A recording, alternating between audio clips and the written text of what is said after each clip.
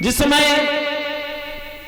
देवता और दैत्य दोनों कमजोर होते जा रहे थे, तो देवताओं ने हाथ जोड़ करके भगवान विष्णु से विनय किया, अरदास लगाई कि प्रभु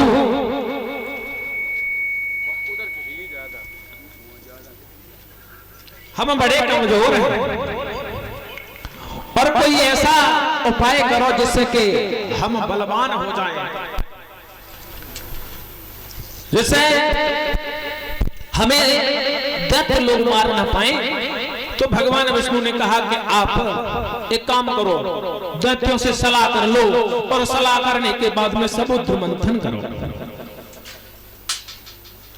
समुद्र मंथन के बारे में बताया कि अगर आप समुद्र मंथन करोगे तो उसमें अमृत निकलेगा और अमृत का पान करके आप अमर हो जाओगे। अमर फिर मरोगे नहीं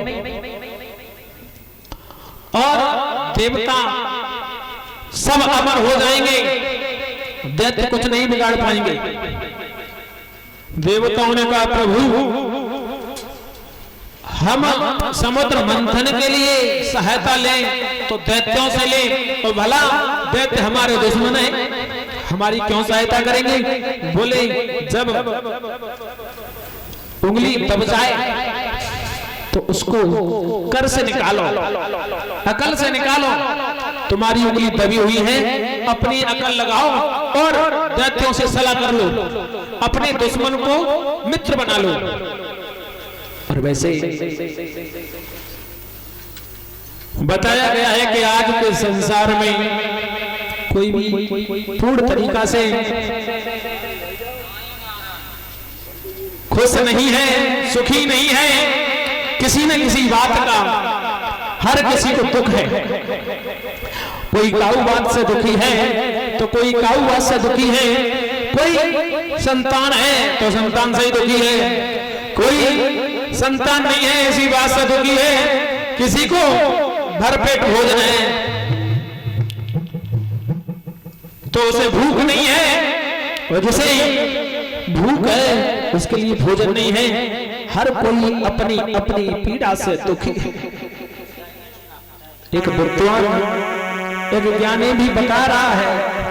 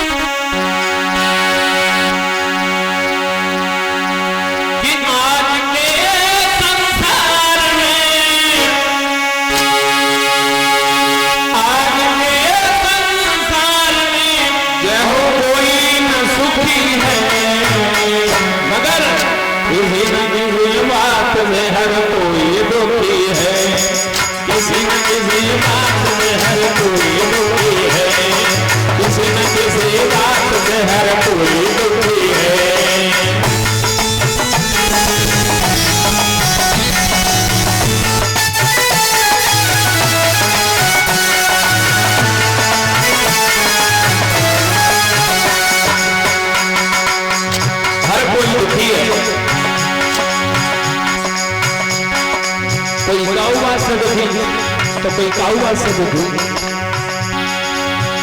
आशीष कोई दुखी संतान को कोई संतान से, कोई दुखी संतान को कोई संतान से, कोई दुखी सम्मान को कोई अपमान से। सब दुख सहन होते बड़ा दुख शरीर का, सब दुख सहन होते बड़ा दुख शरीर का। फल भोगता है माड़ी खुद अपने तकदीर का।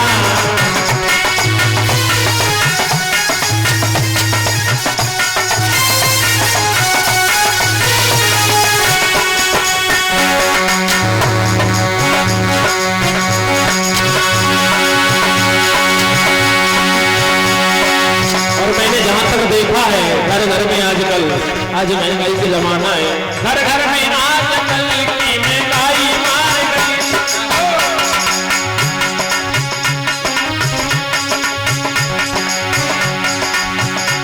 घर घर में आजकल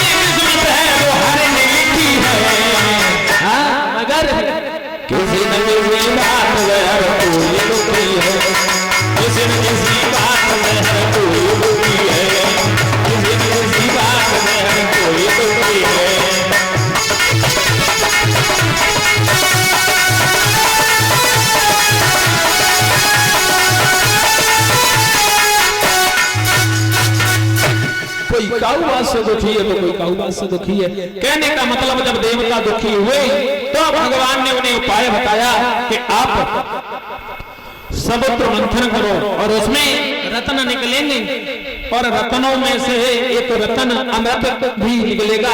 अमृत को पान करके आप अमर हो जाना और इस तरह से दैत्य लोग आपको कुछ नहीं बिगाड़ पाएंगे। होगा ये कि देवताओं ने राजा बलि को ये प्रस्ताव सुनाया।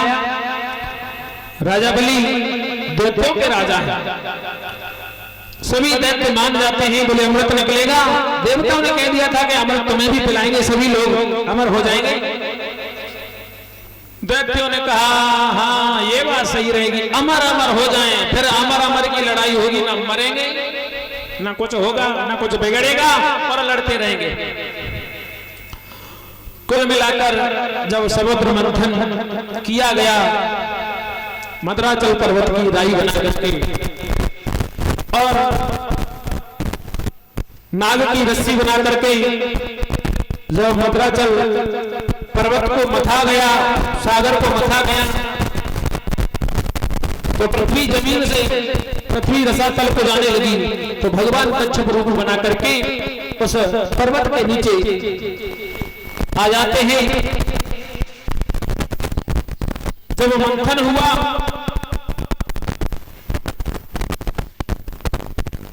सबसे पहले नागों के मुख की तरफ देवता लगे। दैत्यों ने कहा आप इधर क्यों लगे हो? तो किसी ने कह दिया धीरे से, बोले भैया ये इसलिए लगे क्योंकि जो भी निकलेगा अमृत इधर से ही निकलेगा।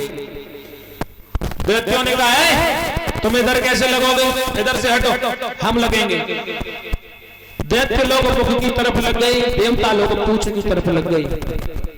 जब मंथन हुआ सबसे पहले मंथन में विष निकला। जब विष निकला तो पूरे ब्रह्मांड में हलचल हो गई। ये विष अगर ये इतना ये कालकूट घोर हलाहल जहर है, ये कहां पर और कौन इसे पान करेगा, कहां रखा जाए? जहां पर भी पृथ्वी पर पड़ेगा वहां की पृथ्वी ही नष्ट हो जाएगी, इतना विषैला जहर है।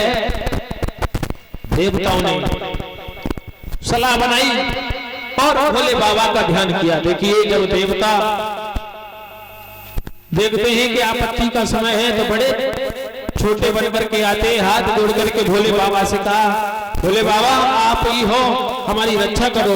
भोले बाबा ने उस घोर हलाहल जहर को पान किया और पान किया तो उसे पेट में नहीं जाने दिया, उसे कंठ में ही रोक लिया।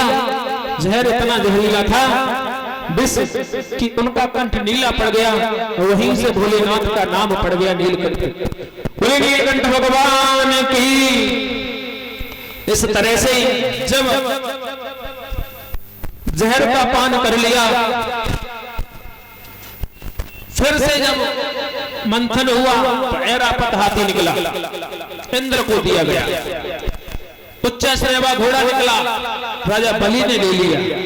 कल्पतरु निकला वृक्ष, कल्पतरु वृक्ष ऐसा है कि उसके नीचे बैठ करके जो भी कामना करते हैं वो कामना पूर्ण करने वाला वृक्ष है। वो वृक्ष स्वर्ग में लगाने के लिए देवता ले गए। कौस्तुभ मणि निकली, वो भगवान विष्णु को दी गई। अप्सराएं निकली स्वर्ग में, नृत्य कला दिखाने के लिए अप्सराएं स्वर्ग में चली गई।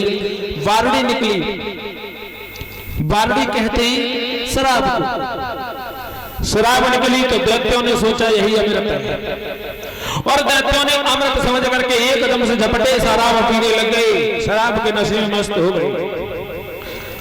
अमृत जान करके वारुणी पी गए दैत्य। उसके बाद में चंद्रमा निकला। भोलेनाथ के कंठ में इतनी जलन हो रही थी कि चंद्रमा को भोलेनाथ को दिया गया तो भोलेनाथ ने उसे सर पे धारण कर लिया अपनी जटाओं में।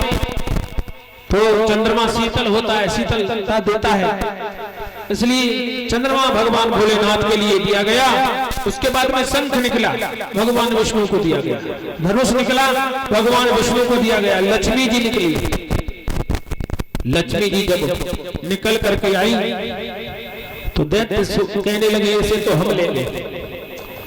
हाथों में पुष्पों का हार है,